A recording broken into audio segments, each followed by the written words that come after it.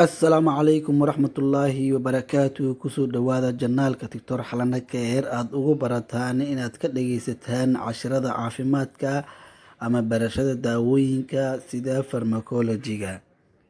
Caawa waxaan ka hadlaynaa mebendazole maxaa la dhahaa? Composition. Daawadan waxay ka samaysan tahay benzoyl, benzimidazole and carbamate. Therapeutic drug.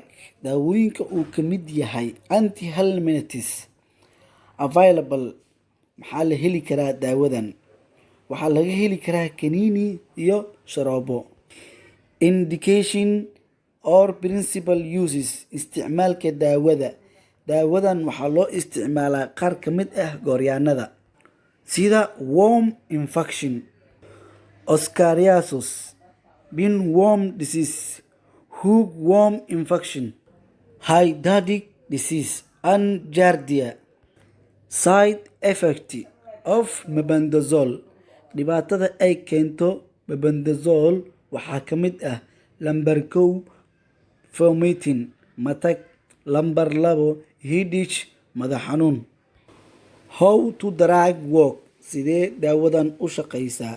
Mebendazole waxay dhex gashaa in ay soo saarto hab ay ku jirto ka hortag gooryaanka ee lagu soo nuugay sokorta. Dosage of mebendazole. Daawadan qiyaasta laga qaato. Daawadan waxaa la siin karaa caruurka weyn 2 sano iyo dadka waaweyn 100 mg muddo 3 maalmood ah. Daawadan ku celceli bukaanka 2 ilaa 3 isbuuc kadib waa caafimaadaya insha Allah. Drug interaction. Ma jiraan daawooyin ay isdiidaan. Waxaa lala qaadan karin daawadan benzodiazepine. Drug interaction. Ma jiraan cudurro saameyn ku leh daawadan. Haddii aad qabto cudurrada ay ka mid yihiin cudurka beerka ama Crohn's disease ama ulcerative colitis. Contraindication.